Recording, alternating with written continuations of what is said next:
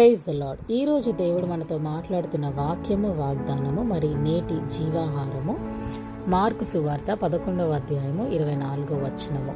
ప్రార్థన చేయనప్పుడు మీరు అడుగుచున్న వాటినెల్లను పొందియున్నామని నమ్ముడి. హల్లెలూయా.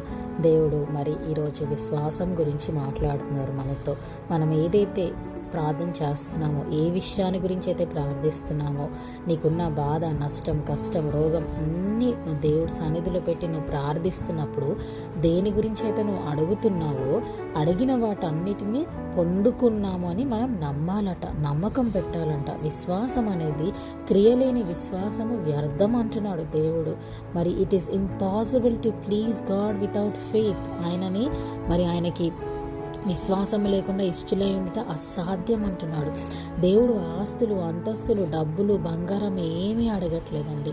కేవలం విశ్వాసము మాత్రమే ఉంచమంటున్నాడు.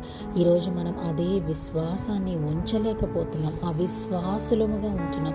అవిశ్వాసాన్ని విరగగొట్టుకోవాలి. బంధించబడిన చీకటి శక్తుల నుంచి మనం విడిపించబడాలి అంటే విశ్వాసముతో దేవుని సన్నిధికి వెళ్ళి ప్రార్థించినప్పుడు హిజ్కియా ప్రార్థిస్తాడు. ప్రార్థించి అలా దేవుడి మీద భారం వేశాడు. యెషయా ప్రవక్త ఇంకా మెట్లు దిగి బయటికి వెళ్ళలేదు. దేవుడు ఏం చెప్తాడు? వెళ్ళి నీ ప్రార్థనలు వినపడినాయి, స్వస్థత జరిగిందని చెప్పమంటాడు. అంటే దాన్ని బట్టి మనం అర్థం చేసుకోవాల్సింది ఏంటంటే హిజ్కియా గారికి ఉన్నంత విశ్వాసము ఈరోజు మనలో లేదేమో. మనం కూడా విశ్వసించాలి, బలంగా నమ్మాలి.